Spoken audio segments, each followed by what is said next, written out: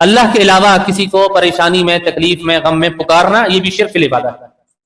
یہاں مغالطہ دیا جاتا ہے، اچھا پھر 15 پہ کال کر کے مدد کیوں لیتے ہو؟ یہ بھی تو شرک ہے نا، اللہ کے علاوہ لے رہے ہو نا مدد 15 پہ کال کر کے پولیس والوں سے، یہ شرک نہیں ہے۔ 15 پر کال کرنا شرک نہیں ہے، کسی سے پیسے مانگنا شرک نہیں ہے، کسی کو فون کر کے مدد کے لیے پکارنا شرک نہیں ہے۔ وجہ یہ تحت الاسباب ہے، اس کے اندر سبب موجود ہے، یہ اسباب کے تحت ہے، ایک دوسرے کی آپ مدد کرتے ہیں، یہ شرک نہیں ہے۔ شرک کیا ہے؟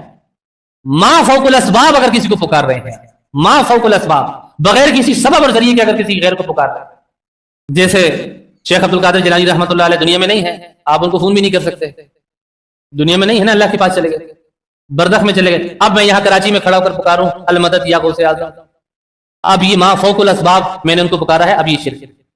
المدد یا رسول اللہ، اب یہ شرک ہے۔ یا علی مدد، اب یہ شرک ہے۔ آپ نے ما فوق الاسباب کیوں پکارا؟ یہ تو صرف اللہ کی خاصیت ہے، اس کو کسی سبب کی، کسی ذریعے کی ضرورت نہیں ہے، وہ ما فوق الاسباب سنتا ہے۔ اکرمہ ابو جہل کے بیٹے، ابو جہل جس نے اللہ کے نبی کو بہت ستایا، جاہلوں کا سردار جسے کہا گیا، یہ اس کے بیٹے ہیں۔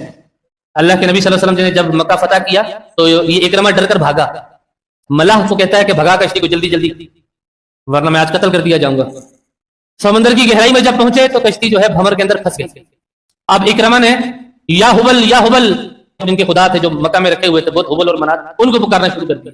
اب دیکھو یہ ما فوق الاسباب پکار رہا تھا، بغیر کسی سبب کے پکار رہا تھا، اور یہ سمجھ رہا تھا کہ میری آواز حبل تک جا رہی ہے، منات تک جا رہی ہے، لات تک جا رہی ہے۔ اچھا جو کشتی کا ملاح تھا نا، وہ سمجھدار تھا، تو اس کو تجربہ ہو گیا تھا کشتی چلا چلا کر جہاز، وہ کہتا ہے اخلصو یا اکرمہ، اے اکرمہ اپنی دعا کو خالص کر۔ کہتا ہے اچھا میں اب صرف حبل کو پکاروں گا، لات کو بھی چھوڑ دیا، منات کو بھی چھوڑ دیا۔ وہ سمجھا خالص کا مطلب یہ ہے کہ 3 کو نہ پکارو، 1 کو پکارو، تو اس نے حبل کو پکارنا شروع کر دیا۔ بات پھر بھی نہیں بنی، کشتی ڈوبتی جا رہی ہے، پھنستی جا رہی ہے۔ وہ ملاح کہتا ہے اخلصو یا اکرمہ، اے اکرمہ اپنی دعا کو مزید خالص کر۔ کہتا ہے اب اور کیسے خالص کروں؟ میں نے 3 کو پکارنا چھوڑ دیا، 1 حبل کو پکار رہا ہوں۔ وہ کہتا ہے نہیں، ہم جب بھی بھور میں پھنستے ہیں، کسی پریشانی میں پھنستے ہیں، تو محمد کے رب کو پکارتے ہیں۔ اکرمہ کہتا ہے اچھا پھر تو وہی رب ہے، پھر تو وہی حقیقی رب اور خدا ہے۔ میرا باپ تو حبل اور لات اور منات کی پوجا کرتے کرتے ویسے ہی مر گیا، مجھے تو ہدایت کا راستہ نظر آ گیا۔ اکرمہ ہاتھ اٹھا کر کہتا ہے یا اللہ، آج اگر تو مجھے بچا دے تو میں تیرے نبی صلی اللہ علیہ وسلم کا غلام بن جاؤں گا۔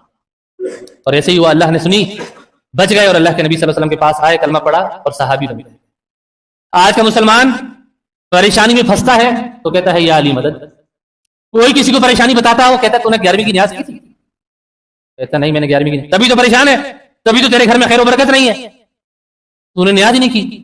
اللہ کے علاوہ کسی اور کے نام کی نظر و نیاز کرنا حرام، اللہ کے علاوہ کسی اور کو ما فوق الاسباب پکارنا شرک۔